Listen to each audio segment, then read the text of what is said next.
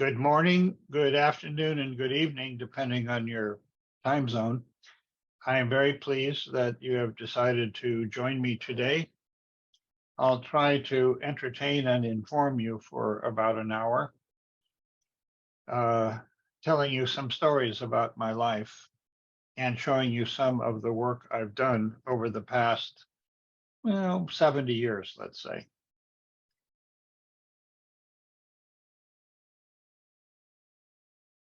I'll be stopping off at 1943 when I was born, 53, 63, and so on, every 10 years until we get to today. Next month will be my 80th birthday. I was born in Omaha, Nebraska in 1943 and went through high school there, then went to Princeton University where I studied physics. And surprisingly for some, including my parents, I decided not to continue in physics, but instead went on to Yale University's School of Art and Architecture, where I got a double degree, bachelor's and master's in graphic design in '68.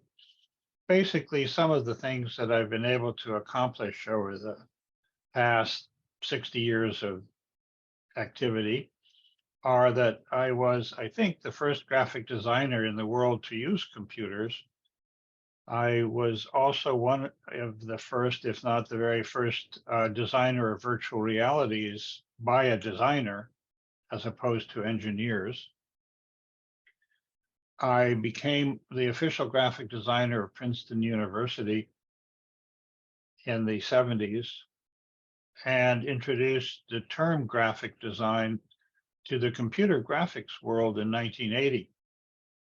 That was a fortunate occasion. I'm one of the first, if not the first, graphic designer to open a computer-based graphic design firm here in Berkeley, California. In fact, in the very house in which I am, and was one of the only graphic designers to be, as far as I know, to be awarded a DARPA research grant as a co-principal investigator of the typography of the C programming language. I was selected to be one of Icograda's master graphic designers of the 20th century. I was named an AIGA fellow by the American Institute of Graphic Arts and was also entered in the Chi Academy of SIGCHI, which is a computer graphics, computer human interaction organization. I was very honored and pleased that the Museum of Modern Art in San Francisco purchased 21 of my works of computer art and eventually staged an exhibit in 2016, I think, called From Typeface to Interface that featured some of my work, but also many other artists, many of them much more famous and accomplished than I am. I have published, surprisingly, over 50 books and monographs and about 350 articles in the past 60 years, in part because I'm a co-chair of a conference, and so all the proceedings of that conference go out under my name. And I've taught about 10,000 professionals around the world in user interface design and information visualization. So here are my parents. Here I am as a baby. My parents and their parents were essentially from the South Ukraine, and escaped out of Europe in the early 1900s. My late brother Stephen, 2 years younger, unfortunately died at the age of 54 in 1999. Here's a picture of my grandparents on both sides of the family. Here I am as a little kid with Stephen, my brother, and myself as a teenager in high school, wearing a ROTC uniform, ROTC, Reserve Officers Training Corps. In 1943, the U.S. was at war in World War II, or would soon be. My brother Stephen gained fame as a teacher of technology for teachers. As children, we told teddy bear stories before we went to bed. And one of them that I especially remember was that my teddy bear could look in a large book, sort of like a gigantic dictionary with many pages. And we called that book the Big Book of Knowledge, in which the answer to every question could be found. We didn't know it, but we were inventing Google or Vannevar Bush's even earlier experiments in large information databases. I collected comic books. Almost two friends and I, the three of us, collected almost every brand of DC Comics, Dell Comics, and horror comics, and Mad Magazine, science fiction books. And I've been a subscriber to Scientific American since I was about 8 or 10 years old, thanks to my parents. I love to draw. And I taught myself how to draw all the cartoon characters of Disney, Mickey Mouse, Donald Duck, Daffy Duck, and so on, as well as Superman and Captain Marvel and Little Abner and many of the other characters of the Sunday comic strips. I love to draw rocket ships, alien worlds, ray guns, and a lot of other themes related to science fiction. In fact, in my basement in Omaha, I set up a rocket ship control panel. Don't you all do the same thing, or didn't you as children? And took off with my brother to imaginary trips to other planets. In school, I loved science and art. That's been a theme throughout my life. I studied Latin in high school for 4 years and learned to speak Latin, even though it wasn't part of our curriculum's goals or objectives. I was a quintessential nerd and geek, even before the terms were used popularly, a loner and much absorbed in my interests in science fiction and cartoons and so on. Nevertheless, I became the editor of the high school newspaper, was even elected dream boy of a Jewish girls club, much to my surprise. Like Superman or Clark Kent, I thought I had been born on another planet and was sent to Earth to live with my pseudo parents. Didn't you all feel the same way? Here's the only surviving picture on the right of the Goo machine, as I called it at the time, which was dials and gauges found in local trash cans and other light bulbs and so on to make it look authentic, that I extended and developed further in the basement. And on the left is my late brother Stephen modeling my space helmet with the apparatus on the back, which is actually just a toilet paper tube and a light bulb attached to it, some pieces of cardboard. One of my favorite activities was in mathematics and memory. I learned the value of pi and memorized it to 50 decimal places. Don't you all do that? Here are some of my drawings at the age of about 10, 11, or 12. Even then, I didn't realize I was designing user interfaces for complex equipment. And I love drawing spaceships, people in spacesuits, ray guns, and scenes from other planets. In the 60s, that was when JFK was assassinated. I remember the day very well. I finished my study of physics, math, philosophy, and German at Princeton. I was a summer intern in Germany twice, in 63 and 65. And in 1963, I paid my first visit to Israel. I then, much to my surprise, actually, as well as my parents and friends, decided to leave physics and felt I would try to experiment for at least 1 year in art school. I had so much fun and enjoyed it so much, I never looked back.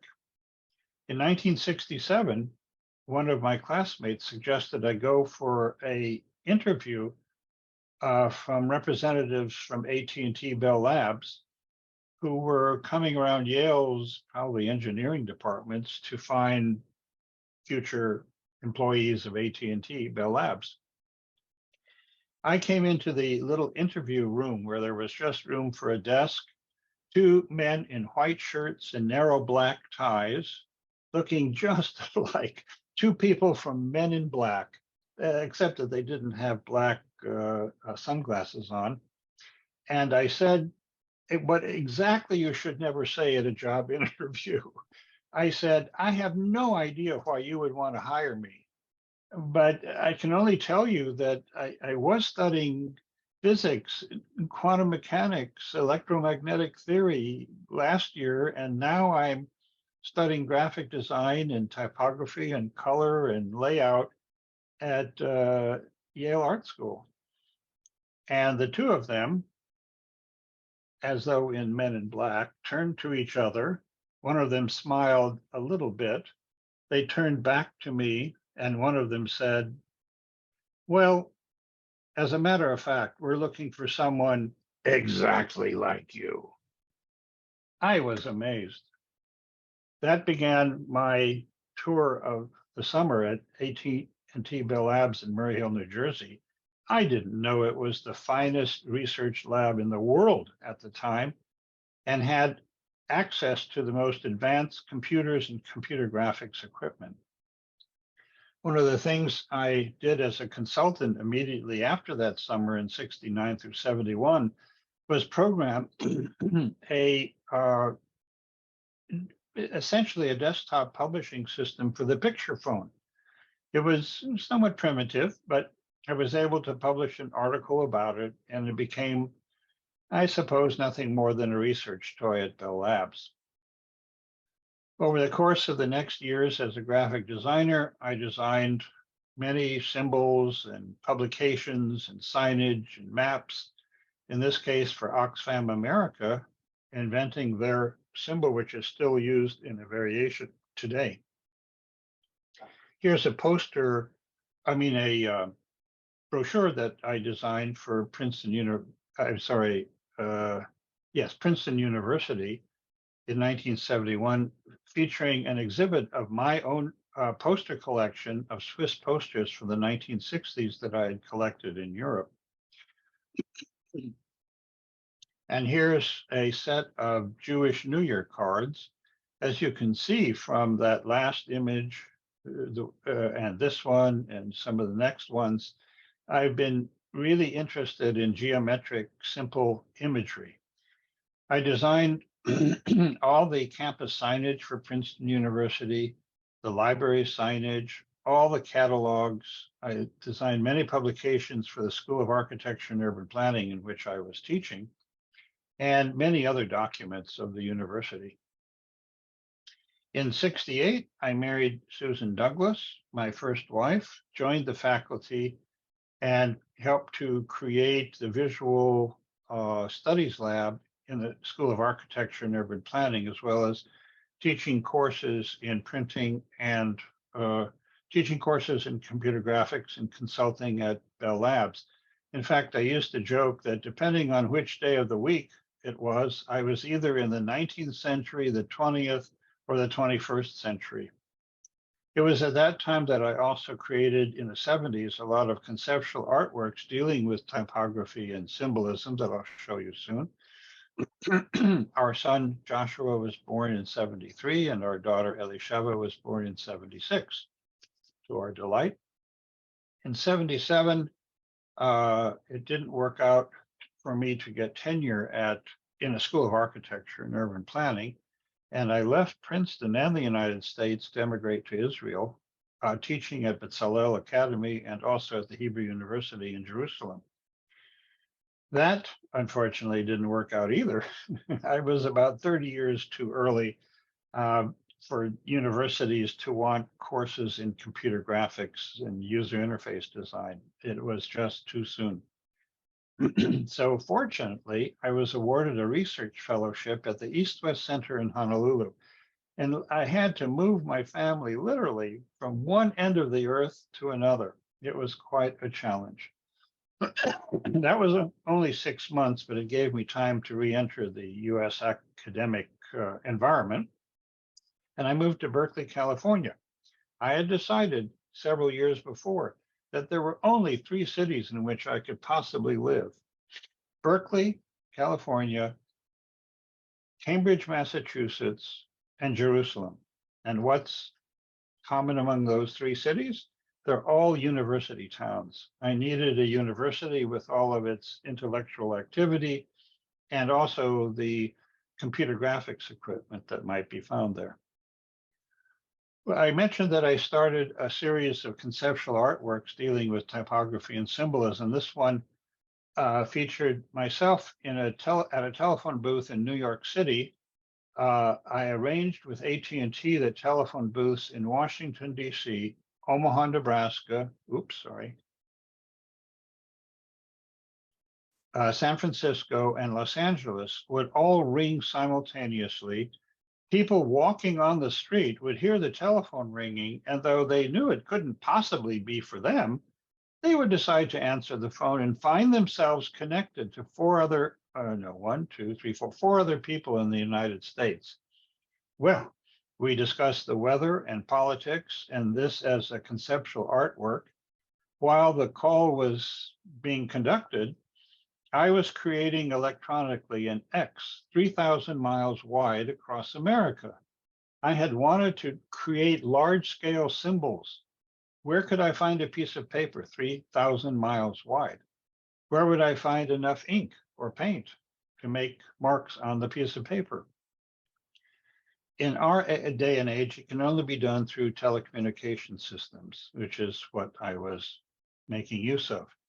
A year later, I created another conceptual artwork in which, again with AT&T's cooperation, my call from the telephone booth in the photo on my left went to AT&T's long lines office by satellite to Tokyo, or cable to Tokyo, Japan, by cable probably to Europe, and then back to the United States, and then back to this telephone to my right.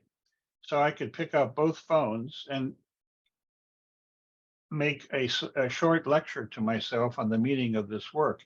I stumbled over the words because my voice was delayed half a second in circling the earth, if you think about the distance involved. This was creating a 0 circle around the earth, a large-scale symbol through telecommunications. A year later, on the roof of the School of Architecture and Urban Planning, I arranged to connect a little light bulb with a little disc inside to make the light blink on and off, and for 24 hours connected it so that as the Earth revolved, it was creating a series of spots of light, in effect, a symbolic birthday cake for the 1st-year anniversary of my first child. And again, a circle of sorts around the Earth. In 75, I sent letters to myself from various places that I traveled around the world because my wife and I at the time did a round the world circuit coming back from Israel on a sabbatical. So this was sort of a asterisk or star of communication being directed to one place. A little later, I created another work called Satellite, in which I launched a satellite, that is to say, an airmail chain letter that went to 7 other friends around the earth and asked them to please sign the document and pass it on to the next person. Excuse me, they did. And that completed the work when it was finished in part of the documentation. Meanwhile, here's some of the computer art that I created in the 60s at Bell Labs and other computer graphics laboratories at Princeton. This was modeled on light buttons that are featured on mainframe computers, representing the code being operated on by the operating system. And on the right, random number generators help to create the marks and the decisions to have marks in a circle construct. On the left is the representation of a simple mathematical polynomial equation of x and y's. And on the right, one of my many experiments in creating artificial, so to speak, hieroglyphics or hieratic symbol systems of some other world or future world. These two images are also computer-controlled typography, a typesetting machine that I had access to at Yale, and later colorized the images through an arrangement with the Pratt Graphics Center in New York City.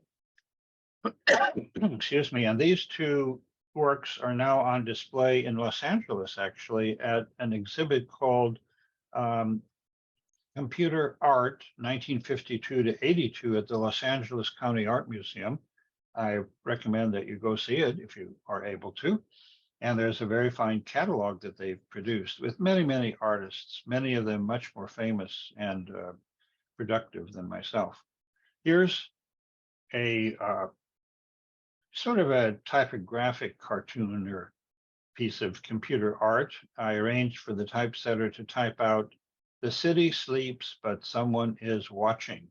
And the number of letters is controlled by the order of the letter in the alphabet.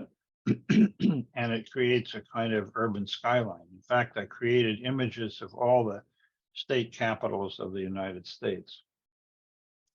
I was also interested in what I called symbolic constructions that were using letraset, a press-on lettering that was very much in use in the 50s and 60s and 70s on scientific or technical charting paper. I just loved these spaces that were visualized through the chart paper. And in fact, letraset published a few years ago a monograph on the history of the use of letraset. It was published in the United Kingdom, and it used some of my works as illustrations of what some people did as unusual uses of press-on lettering. I mentioned that I worked in Hawaii in '78, appointed as a research fellow for 6 months. I asked other team members from Iran, India, China, and Japan to join me. And we studied our global energy use and issues and solutions. And the presentation that we created using about 1,000 signs and symbols, including charts, maps, and diagrams, were intended for leaders of countries as well as people on the street. Here are some scenes from the audiovisual program we created. This is a visualization of the growth of world population over the last 2,000 years. And this is a map or a diagram of Middle East oil flow out to Europe, Japan, and North America, which helps explain, in fact, some of world politics over the last decades. Here are other scenes from that slideshow, audiovisual show. I had wanted to do it through computer graphics, but the systems at the University of Hawaii were, excuse me, not sufficiently sophisticated enough. In '83, I was teaching, in 1979 to '82, I was teaching at the University of California at Berkeley, and then joined Lawrence Berkeley Laboratory as a staff scientist. Again, at the university, I was about 20 or 30 years too soon for user interface design. I was fortunate to be invited to organize and present at a keynote panel session at SIGGRAPH, which was the largest computer graphics gathering of the programmers who created all of the computer graphics commercials from Disney and from other studios at the time, and introduced them to the term graphic design, and even had my first tutorial about typography and design. In '82, unfortunately, I divorced from my first wife, I quit my job at LBL and started my own design firm, becoming at the same time a single parent. In terms of charts of stress, I was probably off off the chart, but survived and began to consult around the world with companies that were developing computer graphic systems, especially in Japan. The Japanese invited me many times to conferences and companies in the 1980s. It was also at that time that I became a board member of the Arts program of the National Endowment for the Arts, and convinced them to add into their program a policy that supported using computers for design arts projects. That was the first time they ever did that. In '85, I married my second wife, Leslie Becker, whom some of you might know as a well-known and accomplished teacher at California College of Arts in the graphic design department. And I began consulting, lecturing, and tutoring around the world full time. In '94, my father died while I was tutoring in Israel, Alav Shalom, and I returned for his ceremony, his burial. I returned to Israel in '96 to give a lecture, and had arranged at that time to give a free tutorial in the Kingdom of Jordan to all of the computer graphics programmers that could be found in the Middle East. That was supported by and was a result of knowing Queen Noor, the Queen of Jordan, because she used to be my student at Princeton 10 or 20 years earlier. While I was in Petra, which is a beautiful site in southern Jordan, I unfortunately suffered a mild heart attack and didn't die, which was a good thing, but had to undergo triple bypass surgery in January of 1997. In the 90s, as in the 80s, we consulted with companies in Japan. In the 90s, we consulted with companies in South Korea, including Samsung several times. In the late 90s, my mother became ill, unfortunately, and died in 2000. And my brother died in '99. So that was the end of my nuclear family. At the same time, my company had grown to about 25 people in Emeryville, which you probably know, and New York City. In the aughties, as you may recall, the dot-bomb or dot-com recession held, and I, along with my competitors, had to shrink our offices, and then finally I had to close them. I was in shock. I thought I would go bankrupt. I didn't, but could continue as a virtual firm, this time operating out of my house again, the way my business had started. I also became a visiting professor at the Institute of Design in Chicago. My son got married. We worked on Kaiser projects, very, very large ones. But unfortunately, again, in 2008, to my surprise, the economy was in such a bad shape that all work stopped. Nevertheless, I continued with some conceptual project designs. My first granddaughter and then grandson were born, which was very happy occasions. The US continued in a recession in 2009 to 11. At that time also, I became a fellow of the AIGA and a member of the Chi Academy. In 2009, I was diagnosed with diabetes. Well, that was frightening. And in 3 months, I lost 50 pounds. I don't recommend that you do that because it's not safe. And in those years, 2009 and 5 years following, I used persuasion theory combined with mobile user interface design to create what I called machine projects. They were prototypes for future applications. My daughter got married in 2010, and in 2014, she had our granddaughter. Here's the conceptual art that I created in 2008, I simply said, well, I will contact the US Treasury Department and allow the photograph, make sure that they allow the photograph of anyone to appear on our currency who's willing to pay $100 million to the US Treasury for that privilege. ABC News sent out reporters to cover my concoction and unfortunately didn't broadcast it because something else was in the news that day. But I have circulated this around the world for many, many years.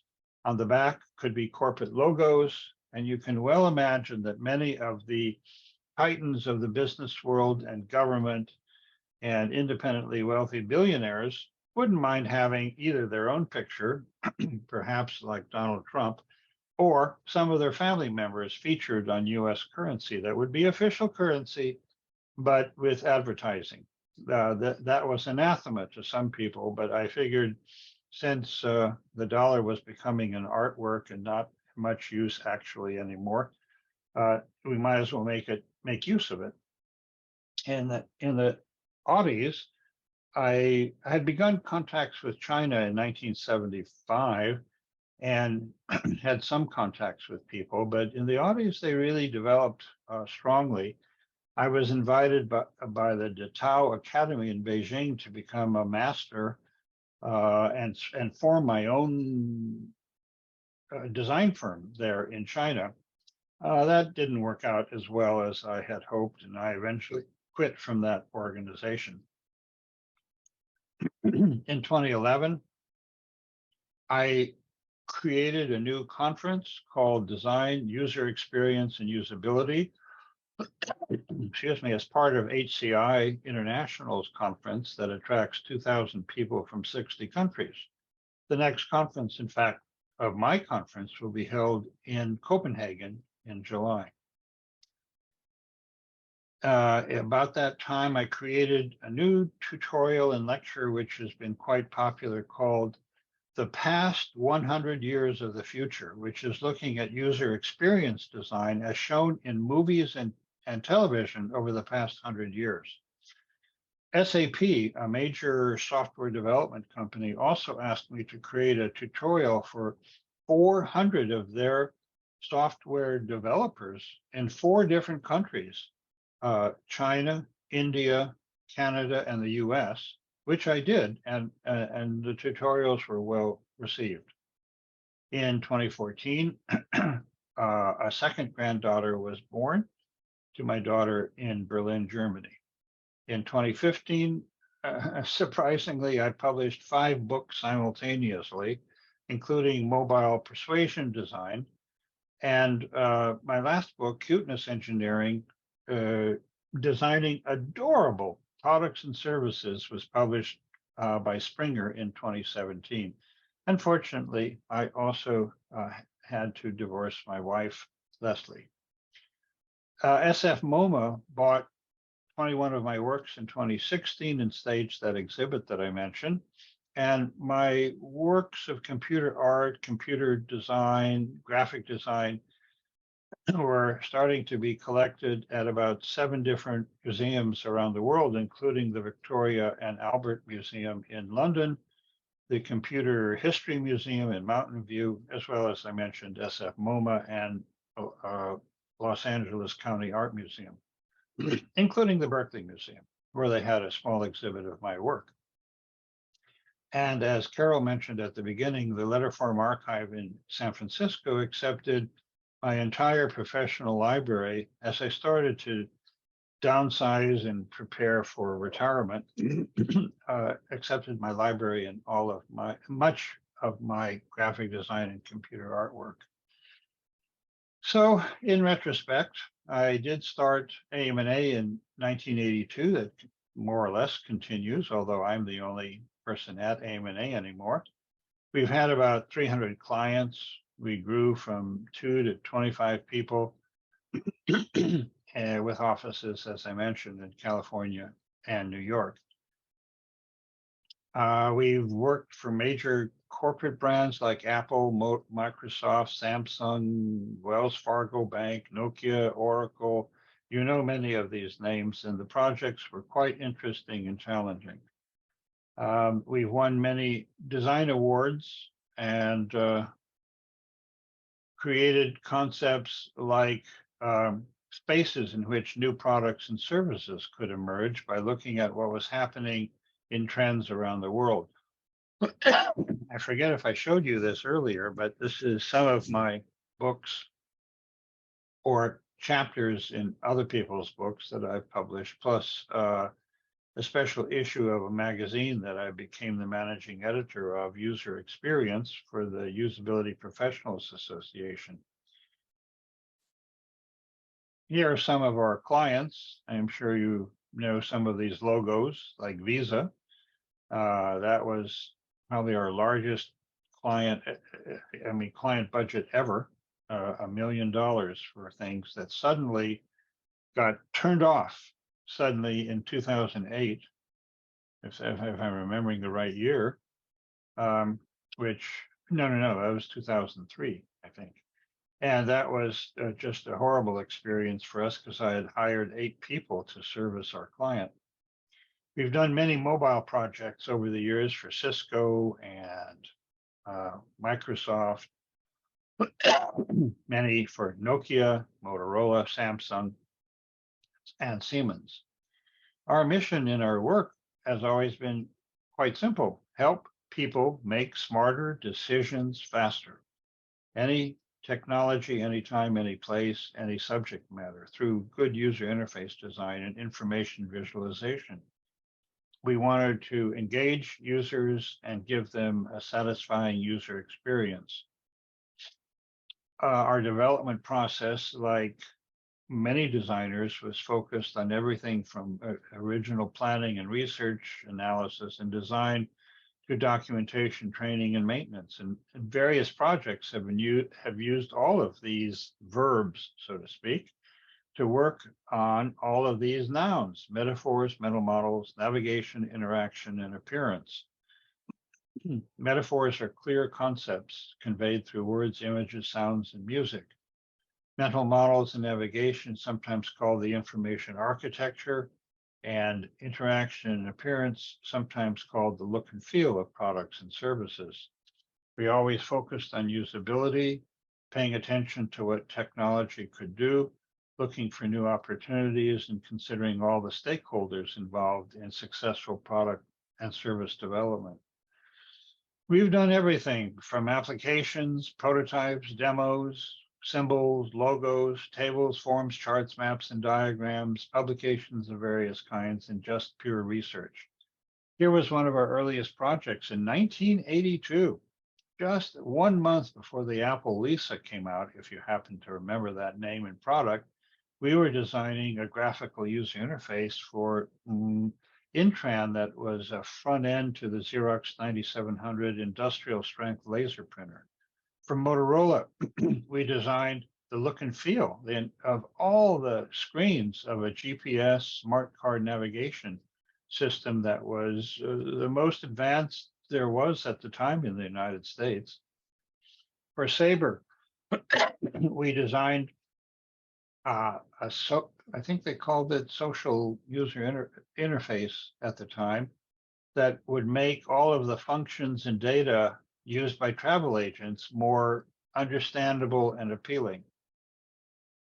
For Microsoft, we designed user interfaces for file sharing applications for teenagers, some of the first of its kind for Microsoft.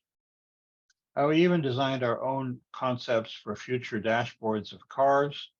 We worked on projects for 10 years for Nokia.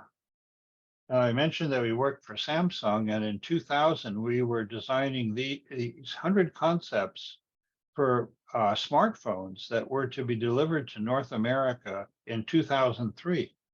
Remember, this was 7 years before the iPhone.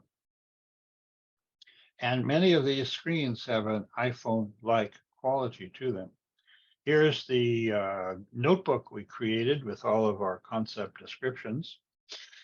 And we interviewed, followed around, or shadowed users to determine what they might need for smartphones, because nobody had smartphones.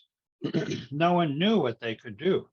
So you couldn't really ask them about smartphones because they had never experienced them. We created even concepts for future smart watches, doing email management on a smartwatch, or for Microsoft, this was their actual smartwatch. We created 80 concepts for future channels of games, puzzles, and other entertainment. And that display was only black and white, not even color at the time. For BMW, we researched all the human factors of the driver experience, not for BMW engineers, but for the marketing department, who had to convince the engineers that they didn't know everything and needed help, because the engineers didn't want to listen to the marketing department. We worked with HP for 20 years, off and on, for projects, and in 2004 created concept designs for products being introduced in Starbucks coffee places, for moving music.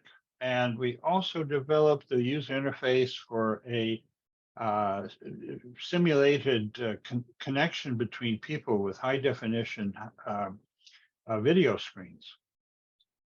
Here's just one scene of a presentation, a slideshow set that we created for Nokia to explain to their third-party developers worldwide how to do good user interface design, because they were doing a very good job.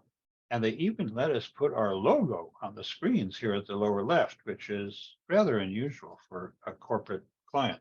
For LiveScribe, based in Oakland, California, near the Coliseum, we developed the user interface concepts for a smart pen that had a camera in the front end, so the pen could see what you were writing and could connect to the internet, and also act as a dictionary to change words that you were writing from one language into another if you needed that. We developed award-winning products for Cogito Learning Media on CD-ROM, and also products for Oracle, a competitor to SAP. In the course of decades, we've designed thousands of symbols and icon design guidelines. I mentioned that I became the chair and later the co-chair of the DuxU conferences. Sorry, I'm somewhat repeating here. By 2015, I had become semi-retired, but just before that, we had completed these 10 machines, 5 of which won design awards for the Institute for Information Design in Vienna. And here are some of the machines, like the green machine, which tried to persuade people to save energy by showing their performance and even comparing them with other people. And you could even do a diagram of the quality of green savings of energy for different products in order to evaluate which was the best.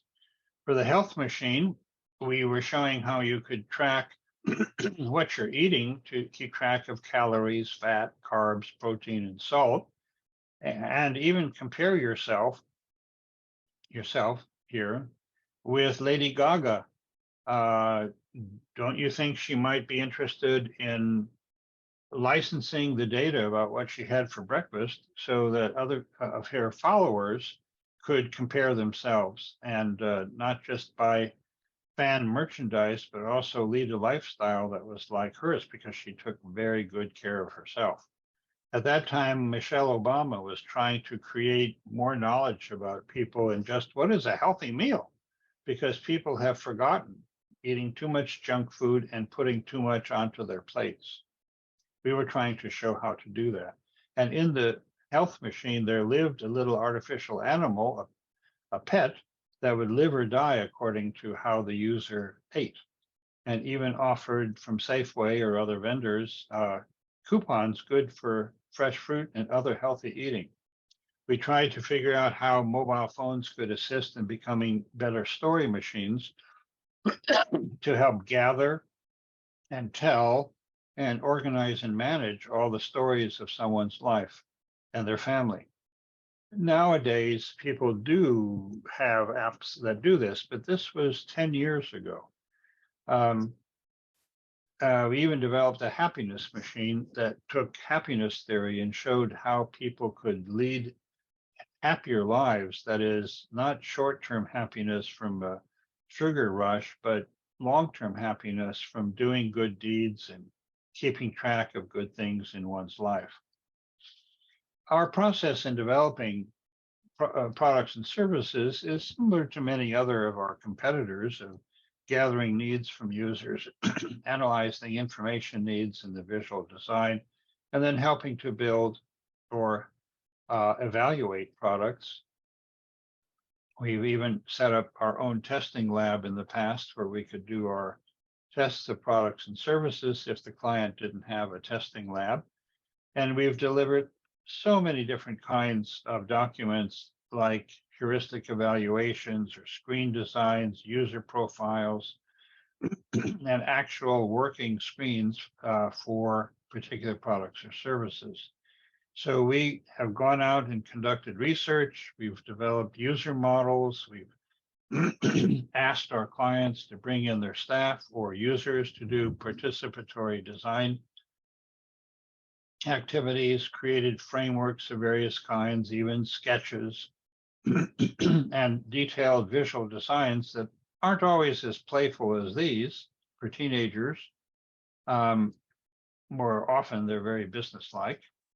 And that's what our services have been for the past 40 years, trying to help our clients increase their sales and productivity of users, as well as to decrease errors on the part of users and the training costs.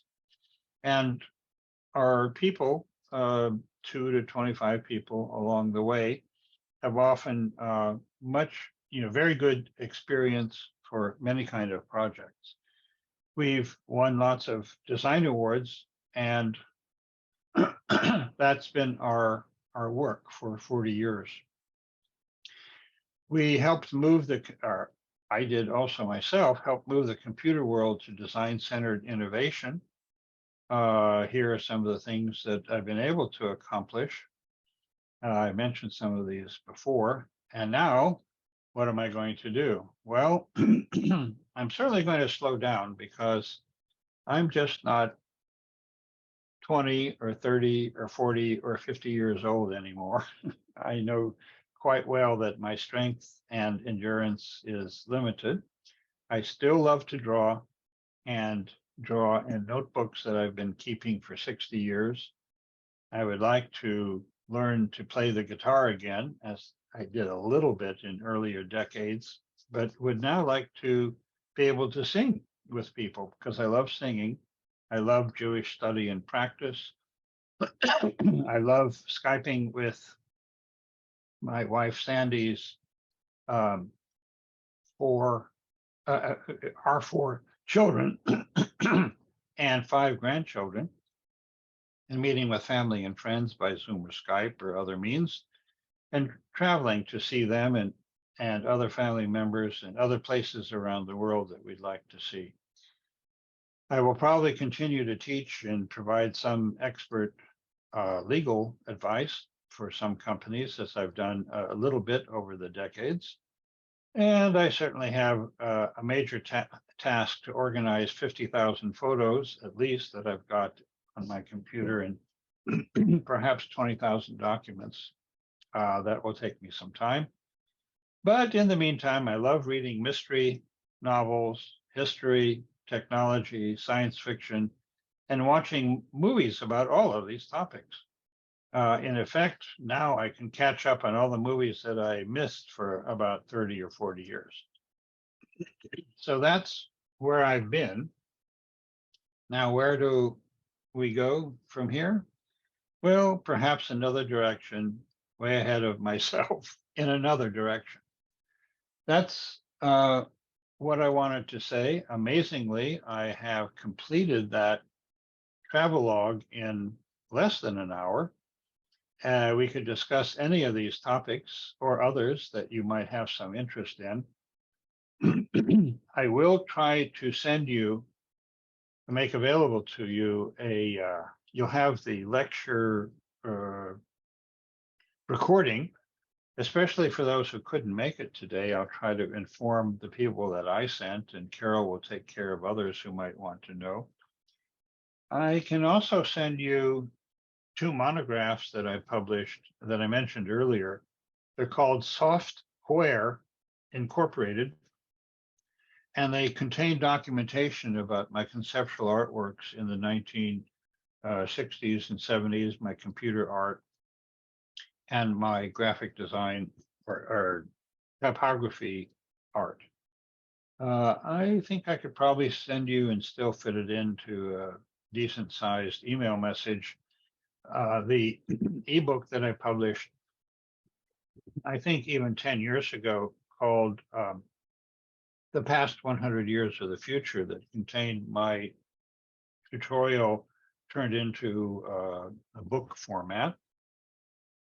And I can send you a 2 per page low memory PDF version of these lecture slides if they're of interest to you.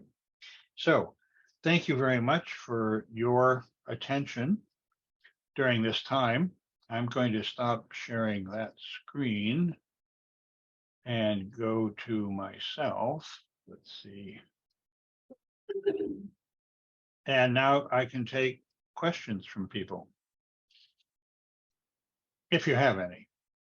And thank you very much for the time and attention that you've given me today. I'm hoping you can hear all the clapping, Aaron, is. I hear the virtual clapping. Thank you. My ears are overwhelmed. Eric, I just say thank you for sharing such a remarkable life. I don't even know where to begin with questions. I'm hoping some students might have some, but yeah, I definitely would like a copy of the slides, and there's a lot to take in. You've had quite a life. So anyone here have any questions for Aaron? One question. Was that mom and dad sitting on the side? No, they're not with us right now. I don't believe. Oh, he was. Did you say, There was some my mom and dad attending this lecture? Only from heaven. Oh, okay. Gotcha. No, it was another couple that you were looking. Oh, yes. Those are our dear friends, Paul Panish and his wife, Annabelle. I will ask a question. I have a question. Yeah. There was something about the cuteness engineering. Come here. You can hear me, right, Aaron? So yes. Yeah, so okay. I was curious just about that. There's many things, but that was just one that I was like, what is that? Thank you for the question. Just 1 second.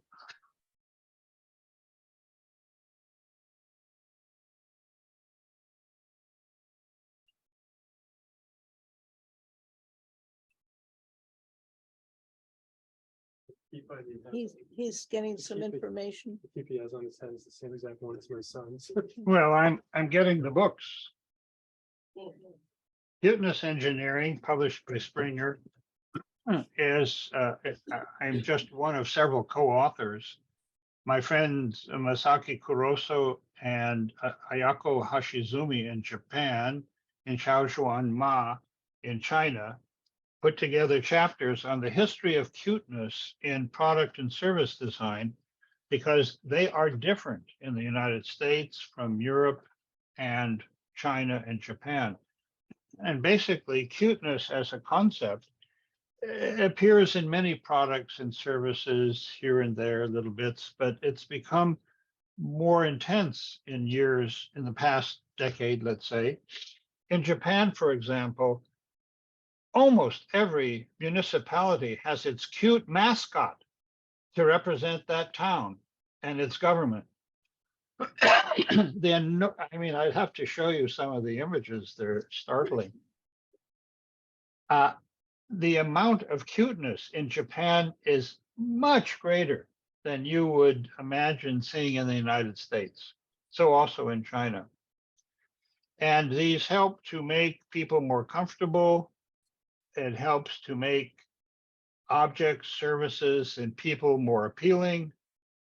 And so it plays a greater role in product and service development. And this was a study of the historical and cultural differences among these countries and what has been done over time. I mean, after all, a rodent, rat-like creature became Mickey Mouse. Its ears became cute, and he became sweet and adorable, even though he began as a rather rough character. In fact, you can trace the history of the development of the appearance of Walt Disney's Mickey Mouse character, which has been done, and show its transformation into a much cuter and less threatening creature. Thank you for the question. This is the book that details in great detail the 10 projects we created from 2009 to 2014 about mobile persuasion design. All of those happiness machine and green machine and health machine.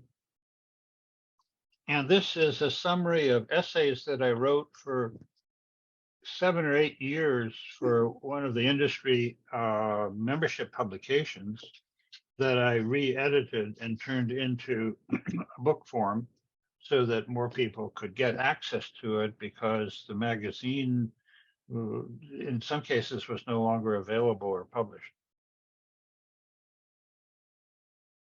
And by the way, I should not fail to mention Yuval Noah Harari, who has published the book Sapiens, a tremendous intellectual achievement summarizing his study of the emergence of humankind on Earth. And this follow-on book called Homo Deus is, as it says, a brief history of tomorrow.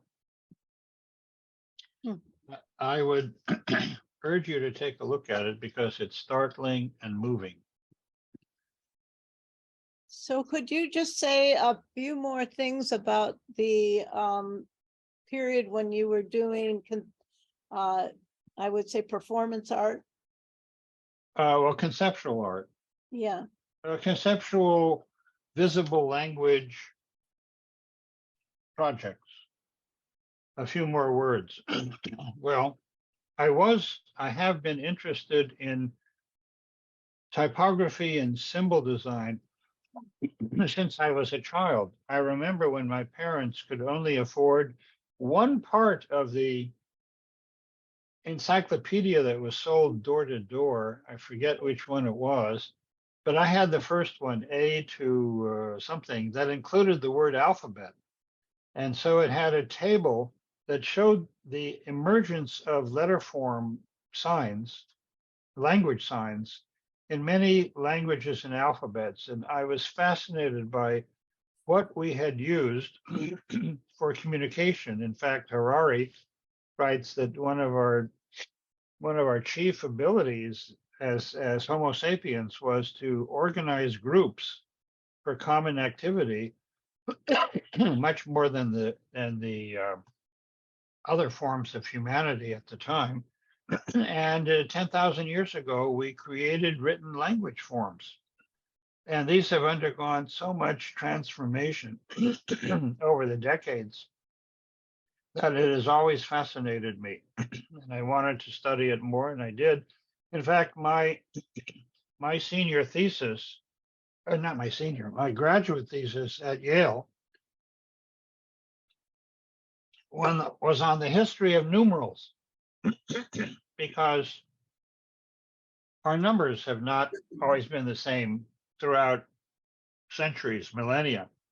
And there was a time when the Hindu-Arabic numerals were viewed as a threat by Europe, as a foreign invasion of Arabic or Hindu origins, because, as you may recall, we used to write with Roman numerals, as you still see in some copyright notices on movies and books.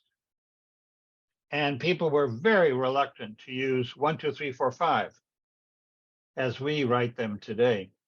So this has always fascinated me. I've studied the history of alphabets, the history of language signs,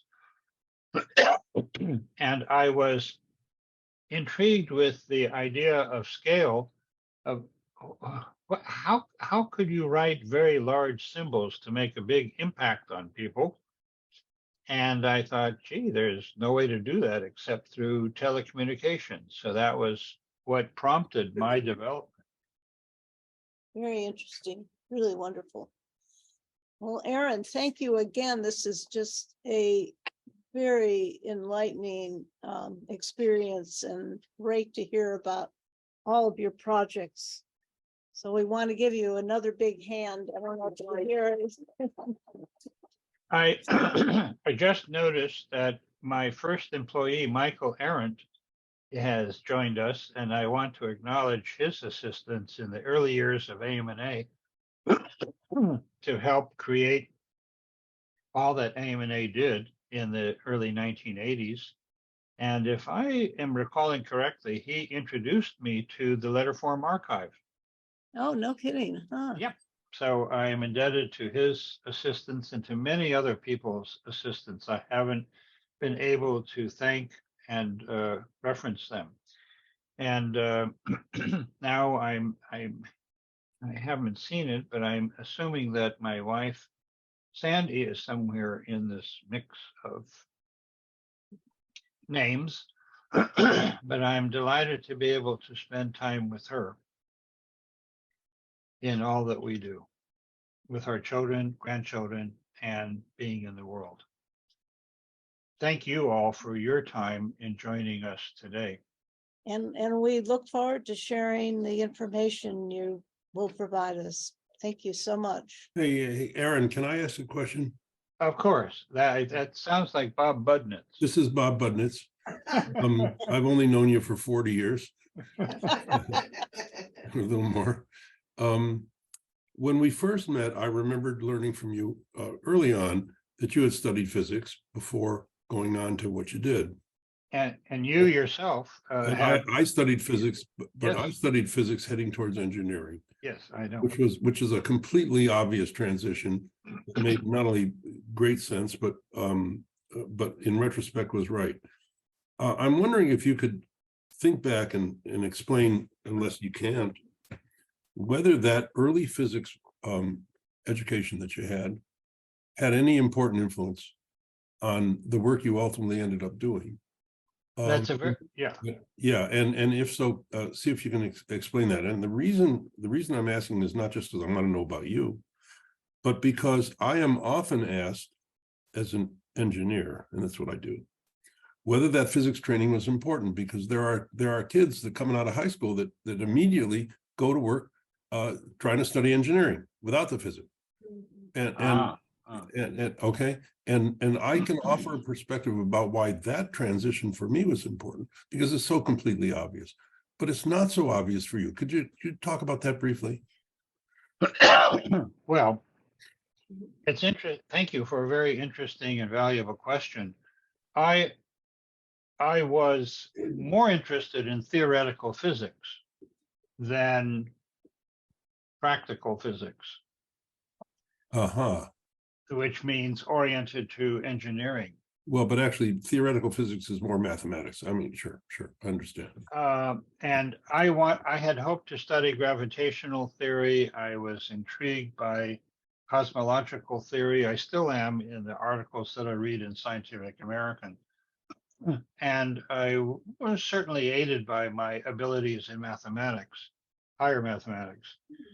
But when I got to art school, or design school, and there is a difference, I was surprised to realize that what I didn't want to do in physics, I was glad to do in graphic design, which was to go into the laboratory, so to speak, and putter and experiment and get messy with real stuff, not just cogitate and imagine theoretical systems, although I do like to do that as well. I simply had much more tolerance of it in graphic design than I did in physics. And I certainly also, I viewed what I was doing in graphic design as being in an experimental physics lab and trying to create theories or conjectures, look at the data, try to look at first principles and see what could happen if things were moved forward. And that meant that I came up with some weird ideas that my student peers had never thought of because they didn't take things back to principles and then move them forward to find a solution. If that's clear, I'm not sure that it is, but that's what I enjoyed doing and felt great satisfaction from, and it helped make the transition to what I was doing in design school more understandable for me. Realize that when I began in my first year in design school, I had no idea what anyone was ever talking about. They would say, "Oh, that works," and I would ask, "What is it that's working? What do you mean by all the words you're using?" It took me literally half a year to understand their language and terminology so that I could make sentences that made sense to them as well as to me. And eventually, meaning fell into place. But it did take about 3 to 6 months for that to happen. Aaron, I guess what I heard you say, and it's really a very thoughtful idea that I have to think about, was that what physics brought to you was an approach to problem solving that looked at it from this globalist way. And it wasn't the physics tools specifically, but it was that philosophical approach that you were able to build on. That's what I heard you say. Well, I think that's correct. That's a very interesting perception, because I don't hear that much from, as I said, I get approached by kids asking these questions, and of course they often don't have any idea what they're actually asking, which is okay. Well, there's another interesting research paper somewhere that used to be with my papers, but I don't know where they are anymore, probably at Letterform Archive, that spoke about the fact that there are two kinds of mathematicians: visually oriented mathematicians and abstract symbol oriented mathematicians. And that probably applies to other professions as well. It's somewhat loosely saying left brain versus right brain thinking. It is certainly the case with engineers. For sure. I fully understand. And I know that when I was in design school, some of my peers whom I liked and respected very much could barely speak 3 sentences in a row that made any sense. But my God, could they do visual design? I want to ask you, all of it sounds awfully technical with me. I was wondering, what artistic talent did you have that helped you in all of these areas? Obviously, to do design requires not just technical knowledge of whatever you can push it or move, but what kind of a brain thoughts that you have artistically that helped you, the talent that you have as an artist? Well, I certainly, so to speak, I love color. I even love cartooning and ornamentation, etc., even though a lot of my work I prefer to do in a very stylized, simplified, geometricized way. But I can still appreciate other approaches that are very different from mine and say, wow, that is so beautiful and intricate and amazing. So study of art history, study of design history helped me to appreciate and talk about other people's work that might be very different from my own. I also, I was born with naturally an ability to draw. And that helped me to visualize things. I made me a very popular person in high school because I could make horrible, beastly, ghastly drawings on people's notebooks of severed heads. Other horrible things that my peers seemed to like. And I, I could also use that drawing ability to be able to diagram thoughts, to diagram conceptions, to help understand what I was looking at or seeing or confronting, as well as to explain it to other people. Even now, I often feel the need of having to diagram something to make sure that some other people and I are really talking about the same thing, because our words can betray us or confuse us anyway. So, I mean, I still certainly enjoy the pure act of drawing, sketching, working with color, etc. I don't have much time for it, I must say, but I have enjoyed it. And I've done paintings, lithographs, relief, etchings, and photography in the past. So I've certainly expressed myself and expressed my pleasure in being able to do things artistically. I can understand that a lot of what I showed might have seemed very technical. Yes, Sorry. but The projects that we worked on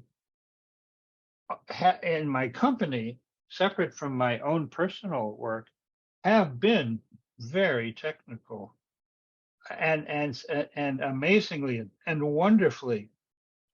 Some of my staff were able to work for Intel Corporation to improve the visualization of parallel programming of computers, the likes of which almost no one on Earth has ever had much experience with. The imagery, the diagrams, the sketches were, bless their hearts, they were able to understand the concepts and help Intel advanced software development and technical development people improve how they were showing information. Or for eBay, we didn't work for the front end of eBay, we worked for the back end. The people who manage all the, I forget, it's a very large number, 5,000 or 10,000 servers around the world that are keeping eBay functioning, and to figure out how to have better warning signals, explain what has failed and what needs to be done. These are very complex procedures and technical matters. Actually, we would be given projects by some of our competitors. They would say to us, this is too complicated. I think this is one for you. You can have it. We don't want it. Because some of them wanted to do pretty things. And we enjoy doing pretty things, but we are also able to do the industrial strength, heavy lifting of technical things that not everybody can do. but you do it beautifully. Well, thank you. Not always, but sometimes, yes. So I Thank you. see, I am so pleased that current friends and colleagues and old alumni and friends and family members, as well as Laney faculty and students, have joined our communal get-together. And I appreciate the good questions that you asked. I'm happy to stick around for a few more minutes if you have others. In effect, and this was clarified by Bob Budnitz. My gosh, that sounds like Michael Class. Can you hear me? Yes, I can. Okay, so in effect, what you have done is you've taken the problem of communication of information and turned it into a study of physics. I mean, the theory of simplifying communication and representing it visually as well as conceptually. Well, it's interesting that you say that, Michael. Yes. Michael, I would put it in a slightly different way. What runs through this from your interest in mathematics and physics at theoretical physics at Princeton till today is your effort, is your ability to distill an essence of something and see the elegance of structure that just runs through all of this. There's just the elegance of structure, the simple underlying elegance of the structure. And that just jumps out at me at all your work I've seen at your place and that you went through today. It's absolutely amazing. I like that.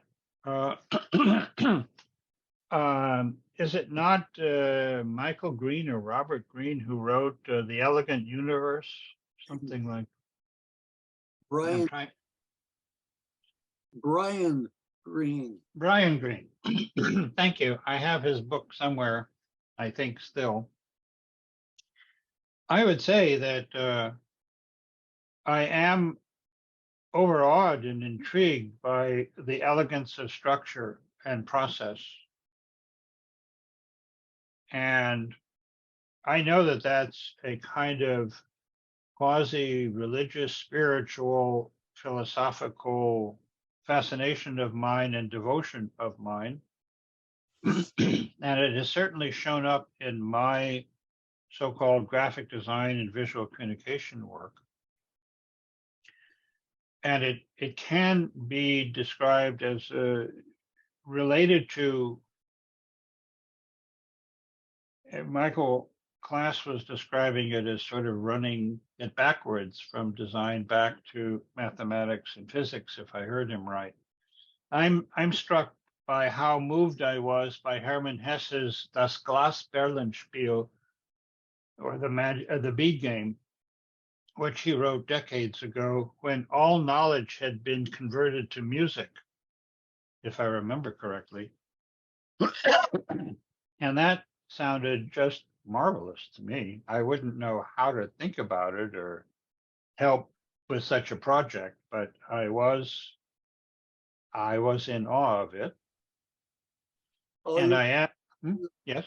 Is to represent each syllable by a musical sequence of notes or notes with the meter. And then you have a one-to-one correspondence between communication by a word and communication by, you do have the letters and music.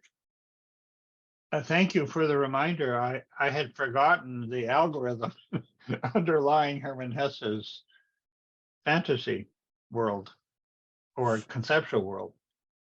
I'm now that I hear it, I'm a little intrigued by the relationship of what he was suggesting to what was an underlying theory and plan of Ted Nelson in creating his vision of hypertext and the management of all knowledge by basing it on a system keeping track of everything that we wrote and create. He tried. Misinformation is so threatening because it will go down through history, never to be forgotten. and always to be what is thought or can be thought. So we can't allow that to happen. And I can actually suggest to you, command not to eat from the tree of the knowledge of good and evil is to guard us against that problem, because a tree has hidden meaning, a human. And what does it mean not to eat from a tree of knowledge? Don't eat information. So if you're not eating information, it means you don't swallow it, you don't internalize it. Forgive me for going here. And so all of a sudden, eat means believe. And what the text is telling you is don't believe a person who conveys a mixture of truth and falsehood. I'm associating truth with good and falsehood with evil.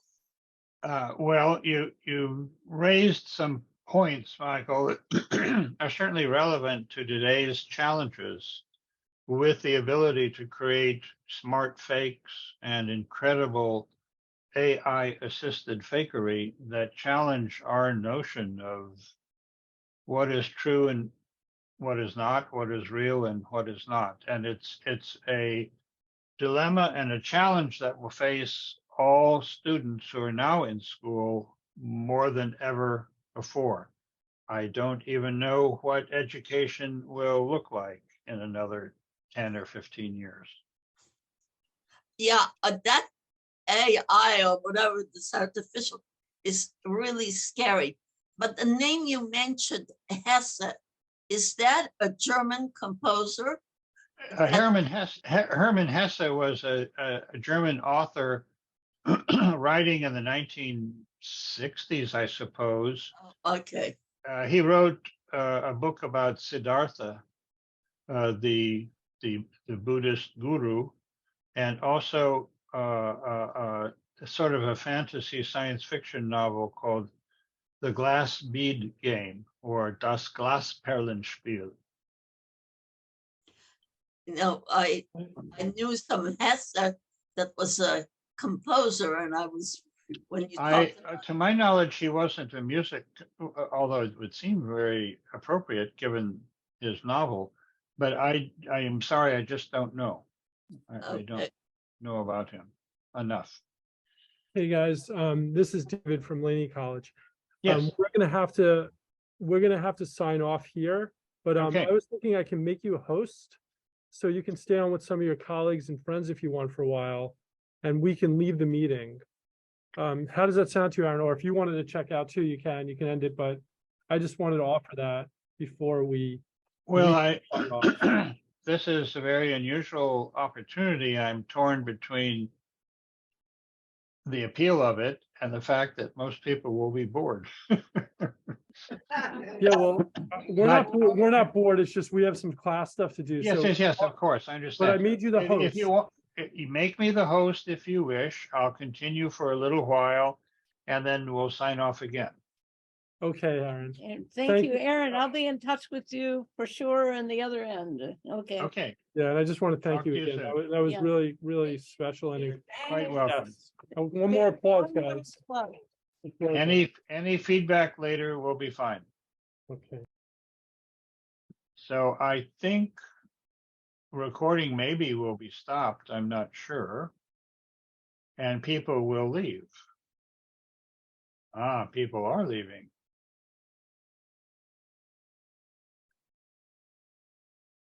In fact, just a few people are left. Oh, maybe most of the people are leaving. I see Stephanie Tavonian still connected. Oops, nope, she's gone. Oh, yes, she's there. Well, I'll say thank you very, very much. It was really intriguing. And I would love to see all your archives and all those. Well, luckily you can see much of my work, which is at the Letterform Archive in San Francisco. I saw their collection because they got it out for me to make a visit.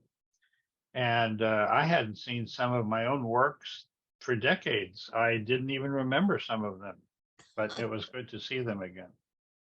That's wonderful. Well, good luck and say hello. Thank you. Thank you. I shall. Okay, bye-bye. Bye. Let's see. I see that only a few people are left. I guess that's Neela, Marvin, thank you. Stephanie is still there, apparently, and is muted. And Michael Arendt, I know that's Michael Klass. Yep, I'm here so far. So, any last questions? Oh, there's Stephanie Oh, Tabulian. I don't see myself. I'm sorry, I came late. Will the recording be available? I missed the first. Yes, it part. will. Yes, it will. Oh, good. How will I know that? You'll tell me? I'll be, I think I sent you an announcement for this lecture, and I'll be sending to all participants a URL of the lecture as recorded, and I'll send you a copy of my lecture slides as a PDF. Oh, lovely. Thank you. And so congratulations. This is a great event. Thank you. Thank you. You're Thank you. welcome. Awesome. I've known you for a lot of years, and I'm so impressed at your life's work and so excited to hear what I didn't know. Andy and I are looking forward to going to see your exhibit in LA. Oh, I'm glad. Oh, I'm not sure, but I think it's available only until the beginning of May. I think May- it's through July. I think it's through July. Oh, I'll that- check, but I know on Sundays they have somebody lead people through. Yes, I it could be so. I just don't remember the closing date. I'm sorry that I can't remember. I will double check. So are you working on something now that you wish to share or that you haven't already shared? You don't Excuse me. need to, and you don't need to answer. Well, I have to think for a minute on whether anything is worth sharing that I'm doing now. I don't think so. I could be wrong. I am. I mean, I'm preparing for my conference in July, at which I'll be giving my tutorial about science fiction, I believe. And In California. no, in Copenhagen, Denmark. Oh, wonderful. I've heard of it. Yes. And I do. Oh, I'm sorry. I'm forgetting what I'm working on. Yes. I am trying to finish a memoir of my professional work, basically turning this lecture into a book. I actually have written the book. It was going to be published when the potential publisher changed his mind and decided it was not publishable because some outside forces had forced him to remove a number of authors that he had been planning to publish. So I gave up on trying to use a regular publisher, and instead I'm going to finish the book, hopefully by the end of this year, and give it away freely on the internet. Oh, to lovely. anyone who's interested in. It'll begin with this email distribution list. Great.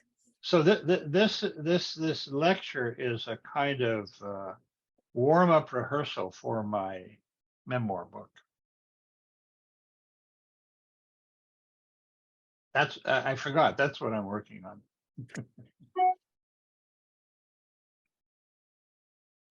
on. Any other thoughts or questions? Well, just a quick comment, Aaron. Yes. This is Freed Whitman. I can see you. Okay, I joined late. I was on another business-related Zoom call. I just caught the tail end of your talk and want to thank you for presenting it and to say you've been an inspiration to me over the years. I'm one of those Really? people who's only known you for 40 years also. So It has been a terrific ride, and I'm looking forward to seeing the tape of this when it becomes available. But I did have one question that came to light at the tail end of the discussion that I did hear just a few minutes ago. And that is to ask you to comment on people's reliance on what they're looking at visually as a true and faithful representation of something that they're interested in or know about, or as something that is intended to deceive them or to fool them. Well, And how do people, how do we tell the difference? You know, the old saying used to be seeing is believing, but now not so much. And what are we going to make of the not so much? well, you ask a very relevant, important, and challenging question for the rest of this century. I myself don't know the answer to that. I have read other books on artificial intelligence. I mentioned Harari's book, Homo Deus, which mentions some of these challenges in the future. Excuse me, in the course of describing what is the future of humankind. His prognosis is not very happy one for us Homo sapiens. Right. He recognizes that the end of all people is nearer than ever, although not immediately in our lifetimes. But by 2050, he predicts that most jobs, most professions will have disappeared. Most of us will be useless, unemployed, and much of the functions of corporations and organizations of knowledge will be taken over by AI systems. And if so, what are we going to do? And the fact is, as he states, most people will not be employable and not be trainable anymore. And they will simply have to accept a life of eternal entertainment to keep them happy and satisfied until they die. And a few special people, rich people and smart people, maybe continue to be maintained and in fact improved so that they can live for hundreds of years because they can contribute something to corporations that are run by AI systems. In fact, AI systems will own almost all of the wealth of the world. Remember the horrible decision that declared that corporations were entities that could vote and could donate money. And Yep. that was a fundamental attack on our notion of ourselves being special and human. And that this is only going to get worse from our point of view, maintaining the old Homo sapiens. But it's not clear that we were ever destined to rule the world forever. It just took me by surprise that instead of the cockroaches inheriting the earth after thermonuclear war, that AI systems would be the survivors. And that was built into our DNA and our genes and the history of the world. You may not want to accept that or believe all of it, but you'll find it discussed in Harari's book, Homo Deus. Yeah, well, that's not quite the answer I was expecting. And Well, it's see, actually something I would challenge, and I would challenge it with a little story. Back in the 1890s, city planners were convinced that the end of Western civilization was near because New York City was about to drown in horse shit. You know this story, right? I think I might. Well, the problem is that transportation in New York City was so dependent on horses, and horses had become so ubiquitous. And the problem of managing horses and the demands of the transportation system become so onerous and difficult that people were, the wise folks who studied these things, sitting in their armchairs staring out the window, were busy opining that the end of cities as we know them is near. Well, at the same time, someone was inventing the constant velocity electric motor that runs streetcars. And within a few years, the transportation system had changed radically and people had adapted. I think we are looking at, another period of enormous adaptation, and AI, managing AI is a huge part of that. But I can't help but think, I'm not ready to throw in the towel yet that we're not smart enough to figure that out. Well, it's just that, I mean, certainly I'm rooting for you as a fellow human being. But I have to say that as knowing what little I do about ChatGPT and AI systems and how they hung around for 20 years trying to get better, and then finally they got better, and oh my goodness, they got so much better so quickly that they have surprised us and overtaken us in some ways. Yeah, well, they are a challenge, no doubt about that. And your original question was, how are we going to tell things apart? And the answer is, I don't know, because the fakes will get better and better. And the ability of demagogues to deceive us and betray us and mislead us will become better and better. So there have been people who claim to have software that is able to detect whether something is a creation of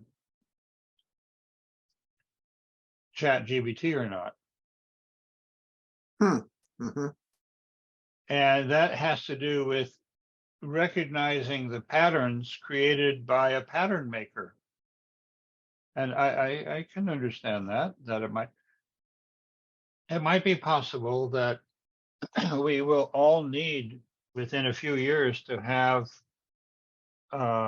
deceiving filters on every communication that we have, so that we can know for sure that it's been created by a human or which human. It's the equivalent of Twitter's blue checks, only to make them actually work. I don't know how that will be accomplished. I mean, it could be now that someone it could be in the near future that someone participating in this Zoom call will not be a real person, but will be an AI agent,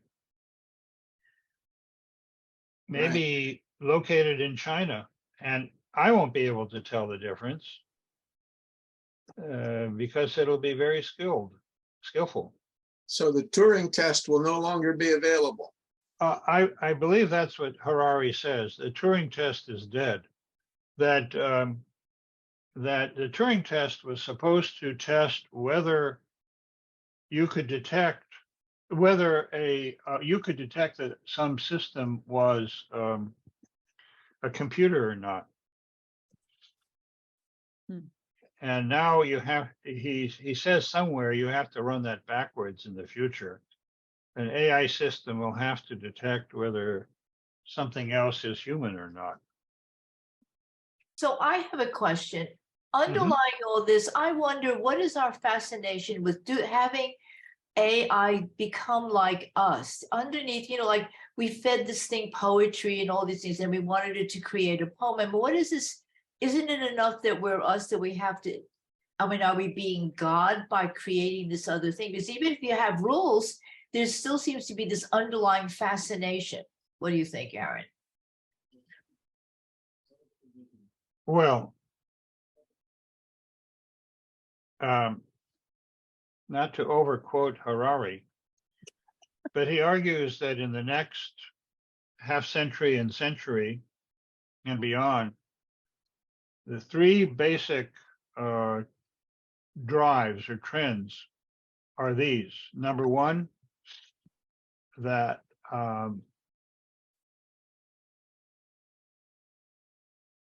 number one is immortality. Almost everyone who has money will be able to live for almost ever. Body parts can be replaced. A 3D printer can build you a new hand if your hand is atrophied.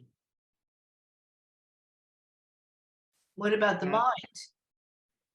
That includes the mind as well, that you can rebuild, you can improve, overcome Alzheimer's, overcome degenerate cells in the brain, and keep people functioning for a very long time. People living 300 years. Whether you'll want to live those 300 years, that's another matter. And the second trend he mentions is, besides immortality, is bliss. The major concern for humanity will be to be happy, to keep people happy. And that has all kinds of sick, evil, and perhaps joyous ramifications. That everyone will be searching for ways to be truly blissful, either through drugs or through entertainment or whatever stirs your boat. And the third trend, which is somewhat surprising, is that humanity is seeking to make human beings divine. For Harari, God is dead. He's a Buddhist. He went from Judaism in Israel to Buddhism. So people, even now, I mean, once we had the atom bomb, we had the ability at least to destroy the planet. We were, is it Shiva, the destroyer of all? We had that capability. We have many of the abilities, not all, that Roman gods and Greek gods and other aspects of Jewish representations of God have ascribed to godliness, Godhead. And that will continue as human beings try to take on the powers, of solar energy and shaping the planet and saving humanity as best it can, if that's one of its goals. You asked the question of why do we have this fixation on making AI, I think you might have said human-like. Well, like us, as creative as us, as imaginative as us, there seems to be this unnecessary fascination. Well, in the business world, that's very handy because it can turn out movie scripts faster and keep the movie studios producing stuff fast enough to feed all the networks that are broadcasting all the crap that we're looking at all the time. But what about poetry? It knows how to do poetry. It can do poetry, yes. Oh, Michael or somebody had a comment. I could say one thing, and that is, it's the goal of OpenAI to do everything that a brain can do. Okay, I think I want to make a distinction, and that is, there are two kinds of problems you can solve. There are some kinds of problems which you can solve and you can understand the solution. And there are other kinds of problems, you know you've solved it, but you don't understand why it's the solution. It's the second kind of thing that artificial intelligence can succeed at, because it's not conscious. So it has to be able to solve problems that it doesn't know it's solving. Well, I thought you were going somewhere else, Michael. There are also the problems that AI solves, and no one can understand how it got the answer. Well, that's true just because of the complexity and our limitations. True, that's true. That's true.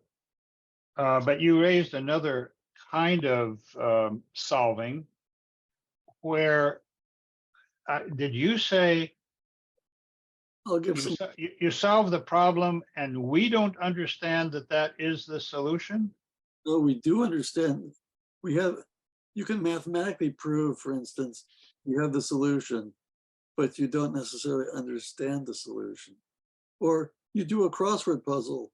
You don't know the actual answer to the question, but you have enough information to know that you got the answer correctly.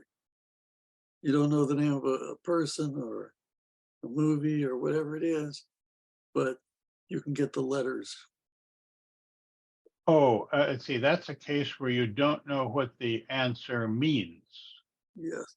You don't know that you can prove that you got the answer correctly virtually, but you didn't actually know the answer. You don't understand why it's the answer. You just know that you have a method for getting the answer.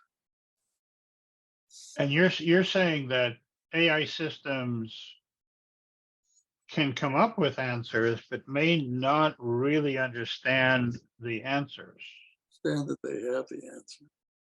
Because they well, I mean, I suppose you could give them a set of tests and they could prove that they have the answer by the test, but they're still not conscious that they. well, that it begs the question: are they conscious? Well, they're not conscious. But There are some people who disagree with you. Are we conscious? That's your real question. What's that? Your question is, are we conscious? Are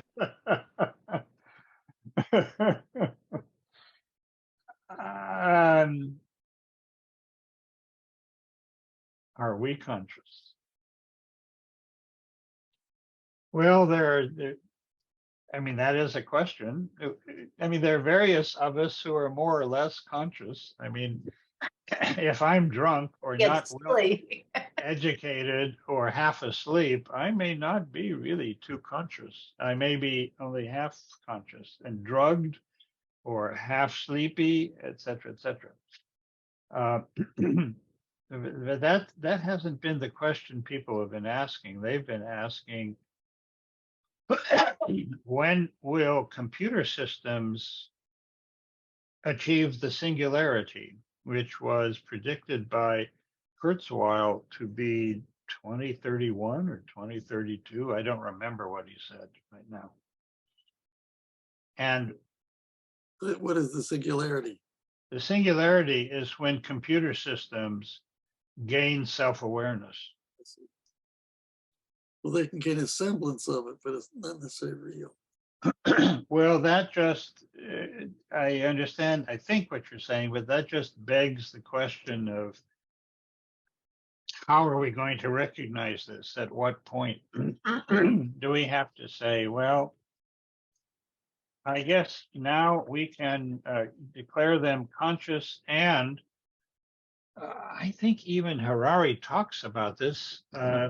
When will human beings start to marry robots? Well, this is like the abortion question. At what point, at what point are you going to declare the fetus living? At what point are you going to declare Yeah, if the it robot is becomes related. conscious? You're going to it have is a related. moral obligation to keep it alive, you know. And what I find not so good is that we're fascinated by this, and we'll keep pushing until it does get more conscious. I mean, it's the same drive is going to persist. It's sort of morbid, But Stephanie. yes, of course, Stephanie. The nature of human beings is we are a tool maker and a sign maker, as Claude Lévi-Strauss pointed out, and we have this unstoppable lust or drive or joy of creating tools. And we thought we were creating a new tool and creating computer systems. And it is the most sophisticated and complex tool we've ever created. And we may have created something that's going to bite us Yes. by replacing us. I have one comment about consciousness. Yes. It might be in Hosea. It says, God telleth man. So we're investigating whether humans are conscious and where we get that kind We weren't. We were talking about AI systems. But yeah, go ahead. Go ahead. but there's the question. Anyway, so in Hosea it says, God telleth man what is his thought. So if you interpret that not as God is telling man what God thinks, what if God is telling man what man thinks? Then we're acquiring our consciousness by our connection with God. And that's what the artificially intelligent system lacks.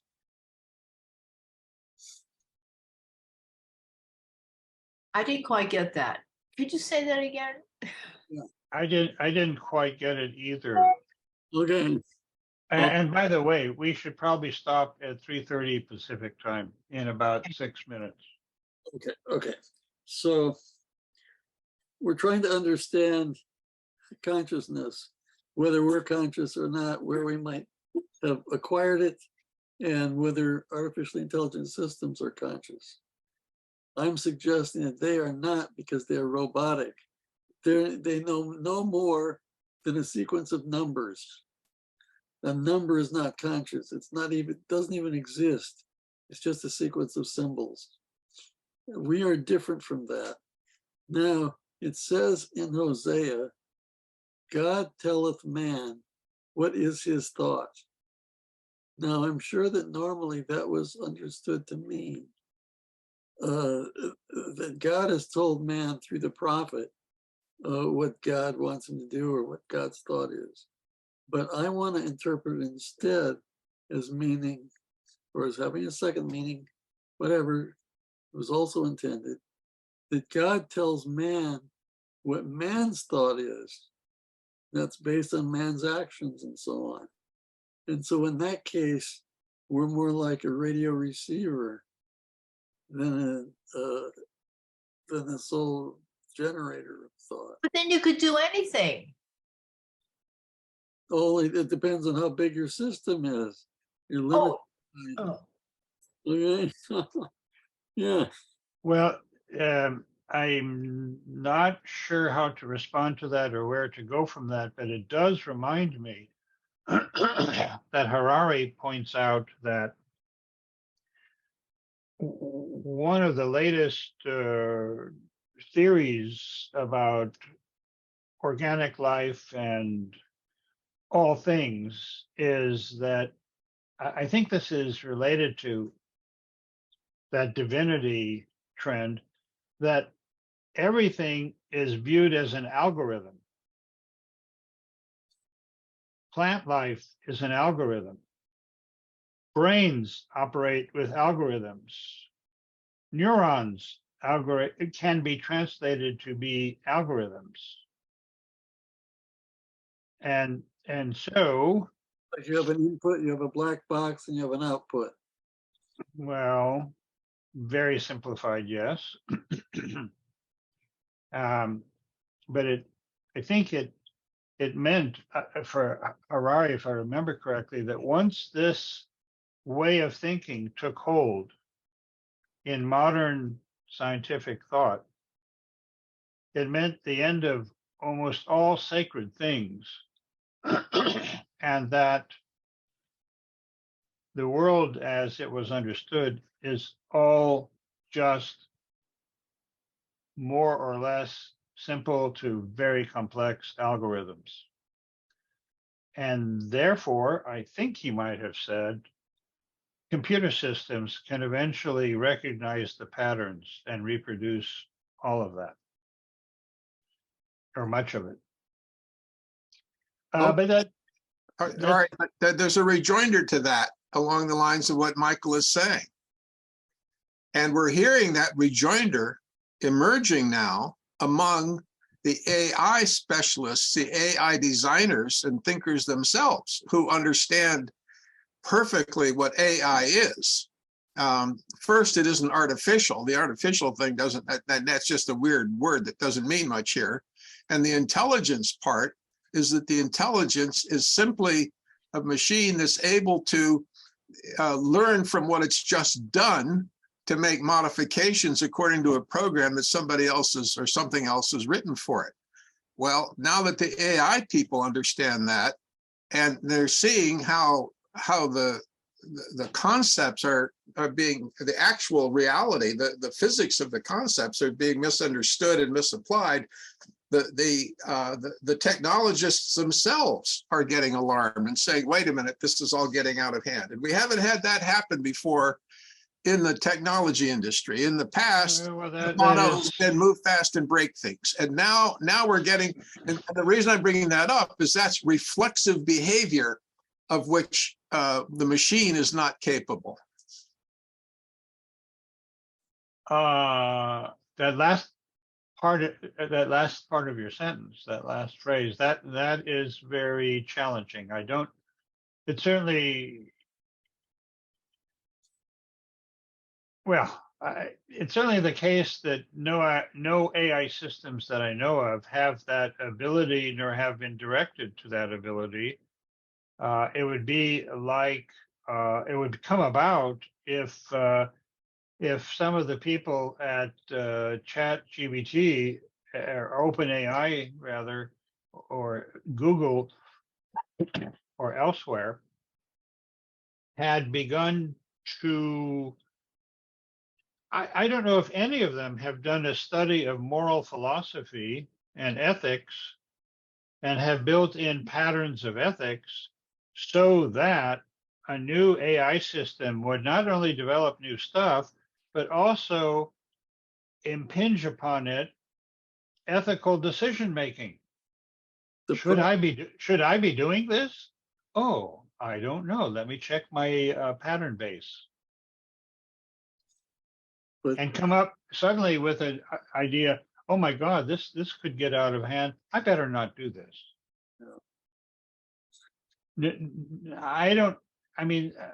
With all that's going on, someone must have started to propose this or think about it.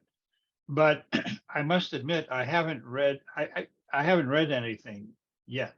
I have a couple things to say on it. I don't know if there's time for me to do it. No, there's only 60 seconds. What do you have to say, Michael? First, let me just repeat. All the AI systems are based on a sequence of ones and zeros. Yeah, but so what? So is human brains based on ones and zeros. Go on. But ones and zeros don't exist in the physical world. They're just theoretical constructs. You're using physical things to do nothing more than what ones and zeros can do. Okay? Well, they can do an awful lot, but go on. Anyway, so there's something distinct between us and the artificial intelligence system. That's number Well, one. I know that's what you have been claiming, and And I'm not sure how far you can carry that. did not create the universe. Who did?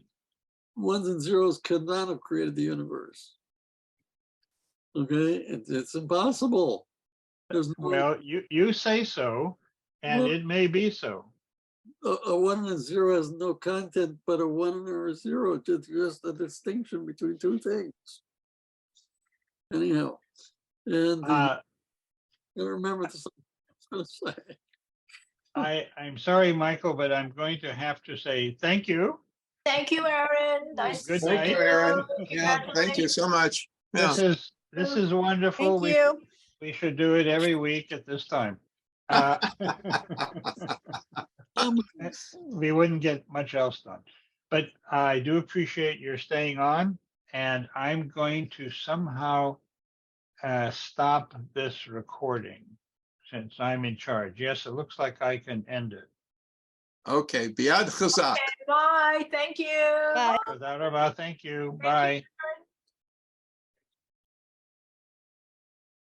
Brendan Garcia, who are you?